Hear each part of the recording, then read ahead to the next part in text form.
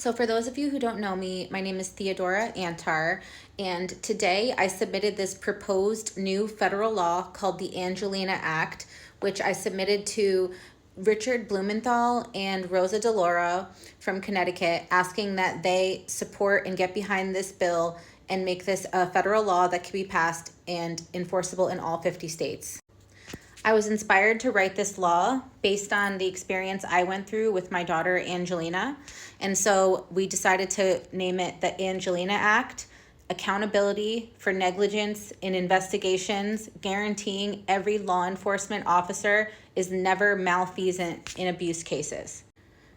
So I mentioned the findings and purpose of the act, and Congress finds that 1, child sexual abuse investigations are frequently compromised by developmentally inappropriate interview techniques, particularly for children under the age of 6, and parents who report suspected child abuse often face retaliatory custody decisions in family court proceedings without adequate due process protections.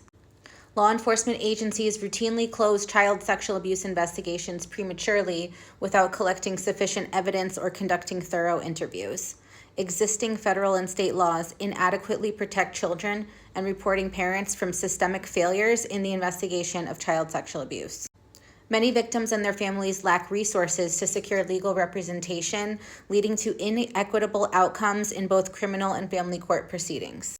The purposes of this act are 1, to establish uniform national standards for the investigation of child sexual abuse, 2, to protect children under 6 years of age during forensic interviews, 3, to safeguard the constitutional rights of children and reporting parents, 4, to prevent retaliatory custody decisions against parents who report suspected abuse, 5, to ensure accountability for agencies and individuals who fail to properly investigate child sexual abuse allegations, 6, to provide legal remedies for victims and families whose rights are violated during investigations, and 7, to establish protections for victims and their families, including witness protection services. There's some legal definitions defined in the bill, such as a forensic interview, premature closure of an investigation, reporting parent, and alleged abuser. It also brings up the term coercive influence, which is a novel term meaning any attempt to intimidate, bribe, threaten, or otherwise influence a child to withhold or recant disclosures of abuse. And in this law, I'm asking that any forensic interview conducted with a child under 6 years old shall include the following. A, the presence of the reporting parent, unless such parent is under active criminal investigation for participating in the alleged abuse. B, the presence of legal counsel for the reporting parent if requested.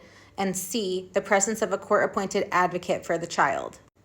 The exception is that a reporting parent may be excluded from a forensic interview only upon a judicial finding by clear and convincing evidence that the parent's presence would compromise the integrity of the investigation due to documented evidence of coaching or manipulation.